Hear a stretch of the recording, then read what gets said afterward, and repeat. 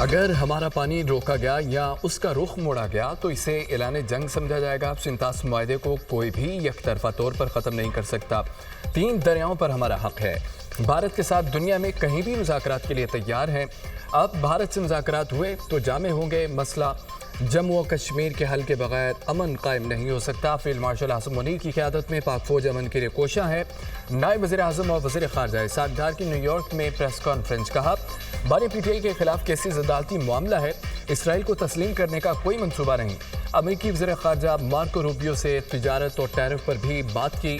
Tariff پر معاہدے کے لیے وزیر خزانہ امریکہ پہنچ رہے ہیں۔ اگلے 2 سے 3 دن میں ٹیرف پر معاہدہ طے پا جائے گا۔ نائب وزیر اعظم اسحاق ڈار کا فلسطین کے 2 ریاستی حل سے متعلق اقوام متحدہ کی کانفرنس سے بھی خطاب۔ غزہ میں مستقل جنگ بندی اور خوراک کی فراہمی کا مطالبہ۔ کہا آج کا غزہ انسانی حقوق کے قوانین کا قبرستان ہے۔ غزہ میں جنگی جرائم پر قرار واقعی سزا یقینی بنائی جائے۔ انسانیت کے خلاف جرائم کا سلسلہ بند کیا جائے۔ اب وقت آ گیا ہے فلسطینی ریاست کو اقوام متحدہ کی مکمل رکنیت دی جائے۔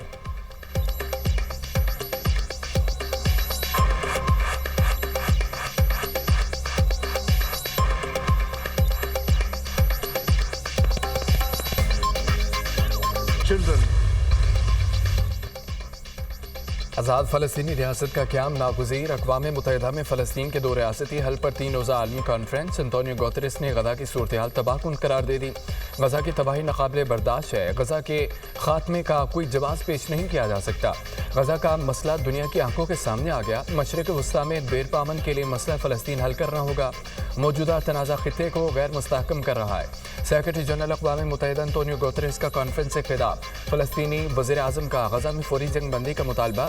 2 ریاستی حل پر کانفرنس فلسطینیوں کے لیے امید کا راستہ ہے۔ فلسطینی اتھارٹی کے ساتھ مل کر بین الاقوامی افواج کی تعیناتی کا مطالبہ کرتے ہیں۔ حماس اپنے ہتھیار فلسطینی اتھارٹی کے حوالے کرے۔ فلسطینی وزیر اعظم کا خطاب۔ امریکہ اور اسرائیل کا UN کانفرنس کا بائیکاٹ۔ ڈونلڈ ٹرمپ بھی غزہ میں انسانی المیہ پر بول پڑے۔ غزہ میں ہر طرف بھوک ہے، قحط کی صورتحال جھٹلائی نہیں جا سکتی۔ غزہ کے شہری فاقہ کشی کے مرحلے میں ہے۔ غزہ میں غذائی قلت سے انکار نہیں کیا جا سکتا۔ لوگوں کو رکاوٹوں کی وجہ سے کھانا نہیں مل رہا۔ غزہ میں خوراک پہنچا کر کئی زندگیوں کو بچایا جا سکتا ہے۔ ٹرمپ کا غذائی قلت کم کرنے کے لیے فوڈ سینٹرز قائم کرنے کا اعلان۔ امید ہے کہ غزہ میں امدادی سامان ضرورت مندوں تک پہنچ جائے گا۔ امداد کی بہت زیادہ ذمہ داری اسرائیل پر ہے۔ غزہ کے حالات کئی دہائیوں سے خراب ہیں۔ حماس سے نپٹنا مشکل ہے۔ صدر ٹرمپ کا 29ویں بار پاک بھارت جنگ کا تذکرہ۔ کہتے ہیں کہ سیز فائر نہ کرواتا تو پاکستان اور بھارت اب تک لڑ رہے ہوتے۔ پاکستان اور بھارت کی جنگ دنیا کی سب سے بڑی جنگ تھی۔ میں نہ ہوتا تو اس وقت دنیا میں 6 بڑی جنگیں چھڑ چکی ہوتی۔ برطانوی وزیر اعظم کیئر سٹارمر نے کہا ہے کہ غزہ میں بھوک سے مرنے والے بچوں کی تصاویر دردناک ہیں۔ ہم غزہ میں جنگ بندی تک پہنچنا چاہتے ہیں۔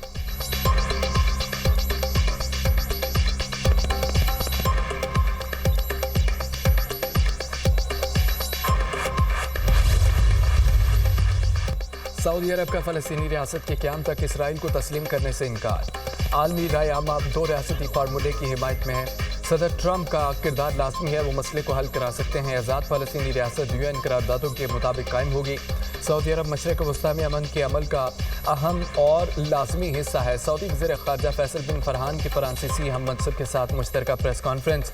فرانسیسی صدر کے ستمبر میں فلسطین کو تسلیم کرنے کے اعلان کا بھی خیر مقدم کیا۔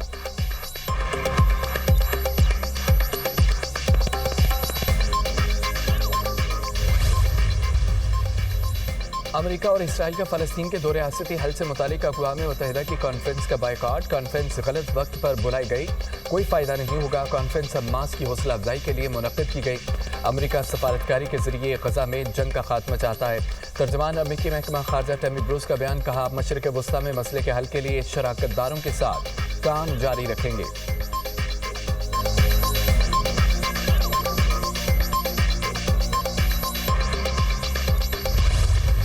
حملہ آور پاکستانی نہیں بھارتی شہری تھے۔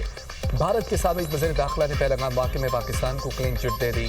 حملہ آوروں نے بھارت میں ہی دہشت گردی کی تربیت حاصل کی۔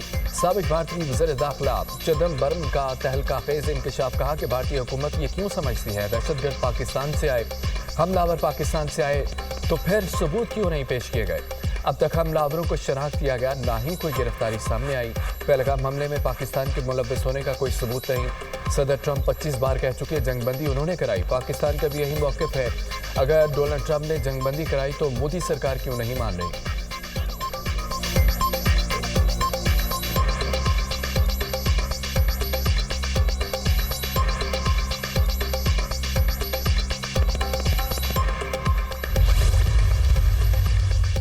साबिक भारतीय वज़ीर दाखिला चिदम्बरम ने मोदी हुकूमत को आईना दिखा दिया। पहलगाम हमले में पाकिस्तान के मुलव्वस होने का कोई सबूत नहीं।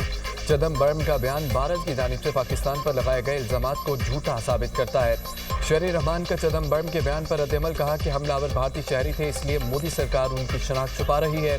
पाकिस्तान मामले पर भारत का ज़दाना तहकीकात की पेशकश कर चुका। भारतीय हुकूमत सच सामने आने के खौफ से शफाफ तहकीकात से भाग रही है।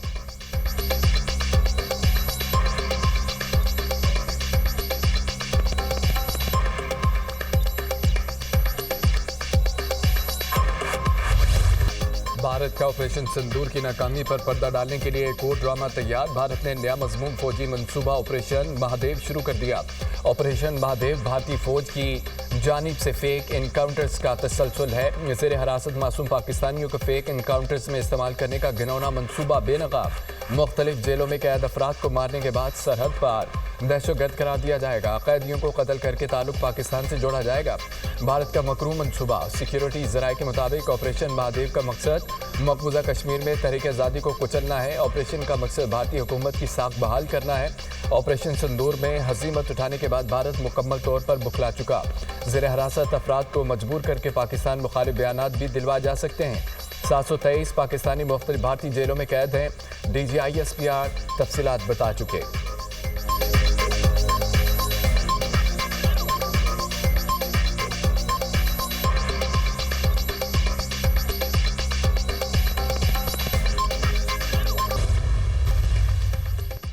पंजाब असम्बली का ऐवान मछली मंडी में तब्दील। अरकान असम्बली की ऐवान में हाथापाई। अपोजिशन रुकन ने हुकूमती रुकन को थप्पड़ रसीद कर दिया।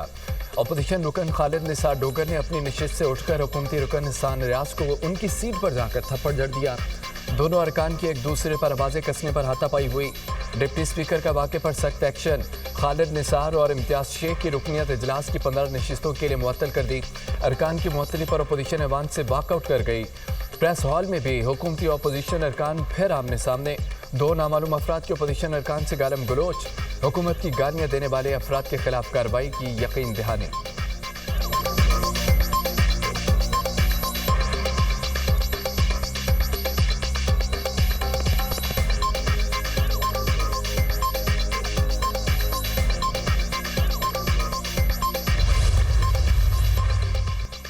ATC से सदाएं। सेनेटर एजाज चौधरी, मलिक अहमद बच्चर और MNA अहमद चट्टा नाअहल करार। इलेक्शन कमीशन ने तीनों नशिस्तें खाली करार दे दी। नोटिफिकेशन जारी। अहमद चट्टा NA 66 वज़ीराबाद से कौमी असम्बली के रुकन मुंतखब हुए थे। मलिक अहमद खान बच्चर PP 87 से मुंतखब हुए। सेनेटर एजाज चौधरी को 10 साल सजा सुनाई गई। इलेक्शन कमीशन PTI से इम्तियाजी सलूक कर रहा है। इस बात की तहकीक नहीं की गई कि अदालती फैसला आईन और कानून के मुताबिक है या नहीं। Chairman PTI barrister Gauhar Khan के इलेक्शन कमीशन के फैसले पर रद्द-ए-अमल। इलेक्शन कमीशन ने बैरिस्टर गौहर के बयान की तरदीद कर दी।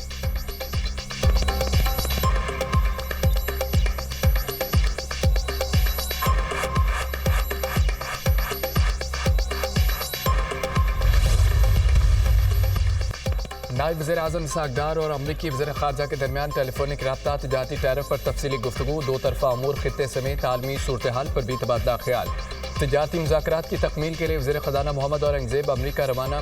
पाक अमरीका ट्रेड डायलॉग पर हतमी बातचीत होगी। तिजारती मुआहदे की तश्कील से दोनों मुल्कों की मईशतों को फ़ायदा होगा। अमरीका पाकिस्तान का सबसे बड़ा तिजारती शराकतदार है। मजबूत तिजारती और मुआशी ताउन पाक अमरीका दो तरफ़ा ताल्लुकात का हम सुतून करार। वज़ीर ख़ज़ाना से अमरीकी नाज़िमुल उमूर एलिज़ाबेथ हॉर्स की मुलाकात, बाहमी दिलचस्पी के उमूर और ताल्लुकात के फ़रोग़ का जायज़ा। वज़ीर ख़ज़ाना ने पाकिस्तान की मुआशी तरक्की में अमरीका के किरदार को सराहा। मैक्रो इकनॉमिक इस्तेहकाम में अमरीका का किरदार काबिल तारीफ़ है। दोनों मुल्कों के दरमियान मुख्तलिफ शोबों में बाहमी ताउन खुशाइंद है। मोहम्मद औरंगज़ेब की गुफ्तगू।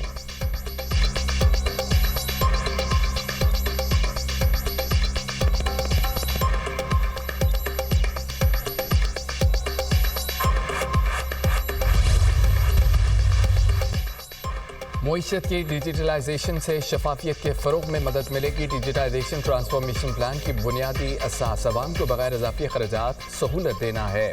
حکومت ڈیجیٹل ادائیگیوں اور رقوم کی منتقلی کی حوصلہ افزائی کر رہی ہے۔ ڈیجیٹائزیشن ٹرانسفارمیشن پلان پر مؤثر اور جامع عمل درآمد کے لیے صوبائی حکومتوں سے مشاورت کی جائے۔ کیش لیس اکانومی سے متعلق صوبائی حکومتیں وفاقی حکومت سے تعاون کریں۔ وزیر اعظم کی ہدایت۔ شہباز شریف کی زیر صدارت اجلاس میں کیش لیس معیشت پر پیش رفت کا جائزہ۔ ڈیجیٹل ادائیگیوں کے فروغ، صوبائی شراکت داری اور مقررہ وقت میں اہداف کی حصول کے لیے ٹرانسفارمیشن پلان پر مؤثر عمل درآمد کی ہدایت۔ وزیر اعظم آج لاہور میں پاک بزنس ایکسپریس کا افتتاح کریں گے۔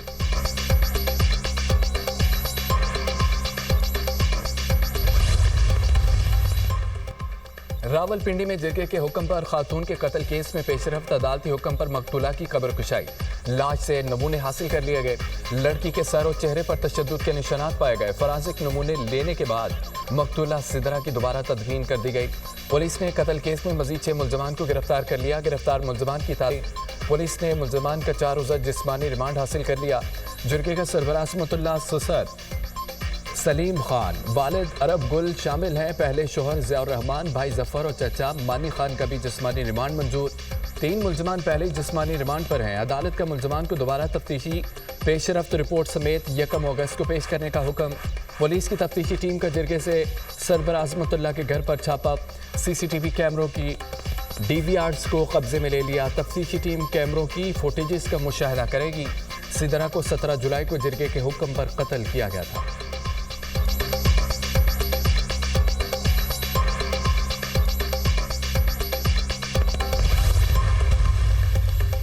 شہر و فیروز میں زیادتی کا شکار لڑکی اغوا کے بعد قتل، ملزم مقتولہ کی لاش گھر کے قریب پھینک کر فرار۔ بیٹی کے رشتہ داروں نے اجتماعی زیادتی کی۔ بیٹی کو جرگے کا فیصلہ آنے تک وڈیرے کے پاس رکھا گیا تھا۔ ورثاء غم سے نڈھال۔ مقتولہ کے والد کی مدیت میں ملزم لال لڈو نے اور عبدالجبار کے خلاف مقدمہ درج۔ ملزم لال لڈو نے بیٹی سے زیادتی کی۔ وڈیرے عزیز اللہ نے فریقین پر 4 لاکھ جرمانہ عائد کیا اور دونوں کی شادی کا فیصلہ کیا۔ ملزمان نے میری بیٹی کو زہریلی گولیاں کھلا کر قتل کیا۔ مقدمے کا متن۔ پولیس نے مقدمے میں نامزد دونوں ملزمان کو گرفتار کر لیا۔ مقتولہ لڑکی کے والد و بھائی میرے پاس ملازم ہیں۔ لڑکی سے زیادتی پر فیصلہ دونوں فریقین کی رضامندی سے کیا۔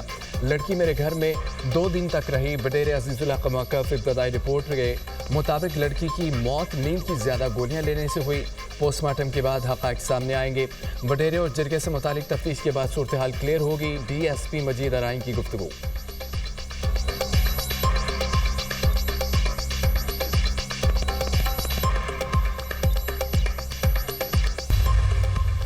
آپریشن بنیان مرصوص کی کامیابی، پاکستان کے دفاعی ساز و سامان کی عالمی مارکیٹ میں گونج۔ مسلمان اور افریقی ملک پاکستان سے دفاعی ساز و سامان خریدنے کے خواہش مند۔ 10 مئی کے بعد کئی ملکوں نے رابطہ کیا ہے۔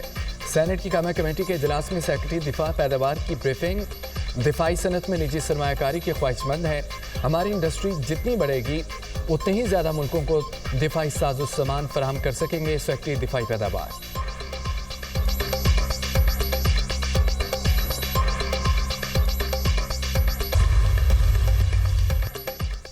مونسون کے 5ویں اسپیل کی انٹری۔ لاہور میں گرج چمک کے ساتھ موسلادھار بارش۔ شہر قائد میں بھی بادل برس پڑے۔